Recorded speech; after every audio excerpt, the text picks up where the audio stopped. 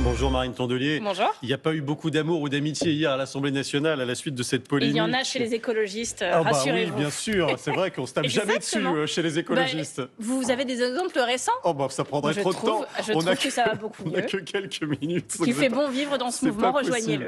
Alors, quittons les écologistes, si vous le voulez bien, pour aller donc à l'Assemblée nationale où François Bayrou a été chahuté hier sur sa fameuse expression de submersion migratoire. Il a expliqué aux députés qui parlaient de Mayotte. Est-ce qu'il vous a convaincu ou pas? De toute façon, plus il explique, moins on comprend. Donc de deux choses une, soit il fait pas exprès et c'est grave, soit il fait exprès et c'est encore plus grave. Voilà, les choses sont simples sur le sujet. La submersion marine n'existe pas. Donc je ne sais pas comment lui expliquer autrement. Migratoire. Il y avait, oui, j'ai dit la submersion marine. Ça existe. Mais oui. C'est un lapsus très révélateur, parce que je ne comprends pas, à l'heure où la Bretagne est sous l'eau, qu'on agite une légende, quelque chose qui n'existe pas, au lieu de parler des vrais sujets qui concernent aujourd'hui les Français, qui sont les pieds dans l'eau. La subversion migratoire, donc. En 1975, il y avait en France 6,5% de population étrangère. En 2023, il y en a 8,2%. Passer de 6,5 à 8,2 en 50 ans, alors que les échanges internationaux se sont intensifiés partout, ce n'est pas une submersion migratoire. Il parle de sentiments, il parle de ressenti. D'accord. Donc moi, j'ai vu sur les réseaux sociaux qu'il y avait des gens qui disaient que la Terre était plate. Ils font des vidéos, ça s'appelle le platisme, et ils sont de plus en plus nombreux à dire « Ah bah tiens, peut-être que la Terre est plate ». Et il y a tout un réseau comme ça, platiste, qui est en train de se développer sur les réseaux sociaux. Donc en tant que politique, qu'est-ce que je devrais me dire? Tiens, il y a de plus en plus de gens qui ont le sentiment que la Terre est plate, donc je vais maintenant dire moi-même que la Terre est plate et défendre ça en théorie politique et en faire des lois. Excusez-moi, on nage en plein délire. La politique, c'est défendre ses opinions, c'est mener la bataille culturelle et c'est mettre en place des solutions. C'est pas se dire, tiens, il y a un sentiment sur un truc faux, au lieu d'expliquer aux Français la vérité, je vais glisser avec eux. Le maire de Mamoudzou à Mayotte, il connaît la réalité des choses. Il a dit il y a quelques instants, François Bayrou, il fait preuve de courage. C'est pas de Mayotte dont a parlé François Bayrou, vous le savez très bien. Il en a parlé sur LCI, c'était pas à propos de Mayotte. Il rétropédale en disant ça. Il y a une submersion à Mayotte? Il y a un problème, oui, à Mayotte, et ça n'est pas que la migration. Moi, je veux bien un moment qu'on se dise que tous les problèmes de la France et de Mayotte sont dus à la migration, mais non, le cyclone dont a malheureusement été victime l'île n'a pas été créé par les migrants. Les manques de places en hôpital ne sont pas créés par les migrants. Les classes de vos enfants qui ferment, ce n'est pas de la faute des migrants. Le MEDEF, qui n'est pas une officine islamo-gauchiste comme chacun le sait, dit qu'en 2050, il y aura besoin, oui, en France, de 3,9 millions de travailleurs étrangers en France, sinon l'économie ne pourra pas tourner. C'est ça la vérité. Et ce qui est le plus grave dans ce que dit François Bayrou et qui signe sa faillite morale, et je pèse mes mots, c'est qu'il dit, attendez, les préjugés, vous savez, ils sont tirés, ils sont inspirés du réel, ils reposent sur le réel. Et donc ça veut dire, il dit ça pour les préjugés racistes.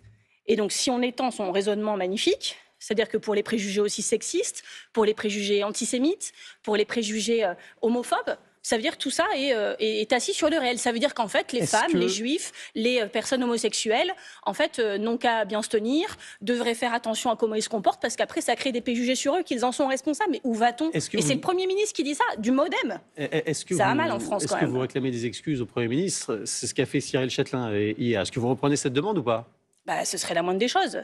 Ce serait la moindre des choses. Et puis surtout qu'ils se concentrent sur les vrais sujets. Parce que la submersion marine, oui, ça par contre, ça existe. Et quand je vois comment ils se comportent avec le budget de l'écologie, je me dis que plutôt que participer à un congrès anticipé du RN avec Bruno Retailleau et Gérald Darmanin, il ferait mieux de s'occuper des problèmes qui nous tombent sur la figure là maintenant. Parce qu'en plus, sur l'immigration, je rappelle qu'ils ont fait plus d'une loi par an sur le sujet depuis 1945, tous les gouvernements qui sont succédés, et que ça n'a rien changé à la situation. Donc qu'ils arrêtent de faire semblant de faire des moulinets avec les bras. Qu'avez-vous pensé de l'attitude du PS? Est-ce qu'ils ont fait des moulinets avec les bras hier en arrêtant de discuter sur le budget à la suite de cette polémique?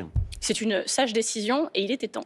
D'accord, il était temps, et vous souhaitez qu'ils ne reprennent pas les discussions? Mais vous savez, moi, ce qui m'a heurté en tant qu'écologiste, et je le leur ai dit en toute amitié, c'est qu'en fait, déjà avec Bruno Retailleau, ministre de l'Intérieur, il aurait fallu se douter qu'à un moment, on allait en arriver là. Ouais. Mais nous avons stoppé les discussions quand on s'est rendu compte qu'on nous baladait sur l'écologie, qui est le mal du siècle et dont dépend l'habitabilité de la planète. C'est-à-dire, est-ce qu'il y aura encore des humains qui pourront habiter la planète ou pas dans les 50, 100, 150 années qui viennent? C'est ça le sujet. Et quand François Bayrou, contre tout compromis et accord scientifique, sabre le budget de l'écologie, sabre 60% sur le fonds vert, alors que, vous voyez, le fonds vert, c'est pour aménager les villes face au risque d'inondation, par exemple. Donc ça veut dire que vous voterez la censure de toute façon, quoi qu'il arrive. Oui, mais j'ai pas eu besoin qu'ils disent une ânerie sur LCI, sur l'immigration, pour me dire qu'il y avait un problème. Et je rappelle quand même que sur LCI, la fameuse émission où il parle de submersion migratoire, il fait 2 heures d'émission. Pas une seconde, il parle d'écologie. Pas une seconde. Il y a quand même eu des avancées qu'il a confirmées lors de cette émission. Sur l'écologie ? Il a dit, non, alors sur l'écologie, non, mais des avancées sociales. Il n'y aura pas la journée travaillée mais non payée. Il n'y aura pas les suppressions de postes dans l'éducation nationale. Il y aura une indexation des retraites sur l'inflation. Et tout ça, le PS dit, c'est grâce à nous. Nous, on est dans le concret. On n'est pas comme ces belles âmes des écologistes ou de... Non, ils n'ont pas dit ça sur nous parce que figurez-vous que sur les suppressions de postes dans l'éducation nationale, que sur les 3 jours de carence, que sur le ticket modérateur, nous étions ensemble aux réunions et que ces victoires, nous les avons hachées ensemble. Donc après, c'est ce que vous essayez de me dire, c'est que François Bayrou va promouvoir des avancées sociales fantastiques pour la France. Excusez-moi, François Bayrou, c'est vraiment David Copperfield, si vous arrivez à penser ça. Parce qu'ils font un budget de droite avec Barnier. Ce budget est censuré. Ouais. Ils reprennent le même budget. Ils annoncent des trucs encore pires.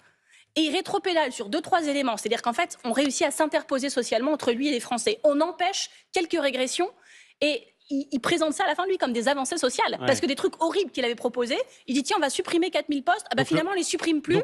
C'est donc une avancée. Non, c'est un non-recul. Et c'est pas pareil. Et ça veut dire que le PS se fait enfumer.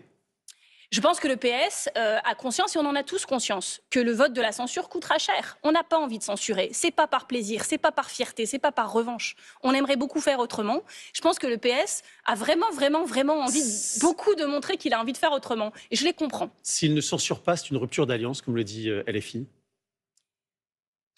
Je n'ai pas envie de dramatiser l'avenir du NFP toutes les minutes parce que je pense qu'on a pris un engagement, qu'on a fait une promesse cet été et que cette promesse, il faut la tenir et que je n'ai pas envie de passer chaque jour qui vient dans les mois prochains à dire que le NFP, c'est fini.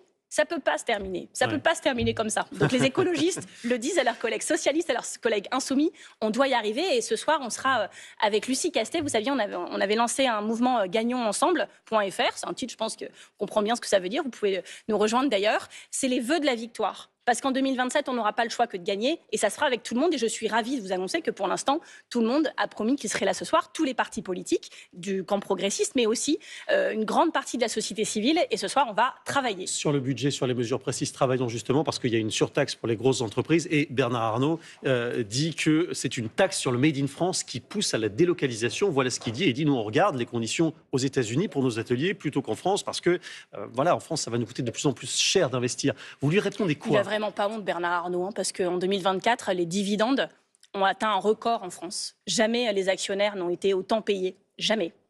Par ailleurs, Bernard Arnault, je vais vous donner un petit chiffre intéressant d'Oxfam. Si vous prenez le bilan carbone annuel mais il n'y a pas un problème de compétitivité. On a l'impression que... Il y a beaucoup de problèmes. Hein. Il y a aussi un problème, est-ce qu'il y a un problème aussi de compétitivité, c'est ça, de la planète.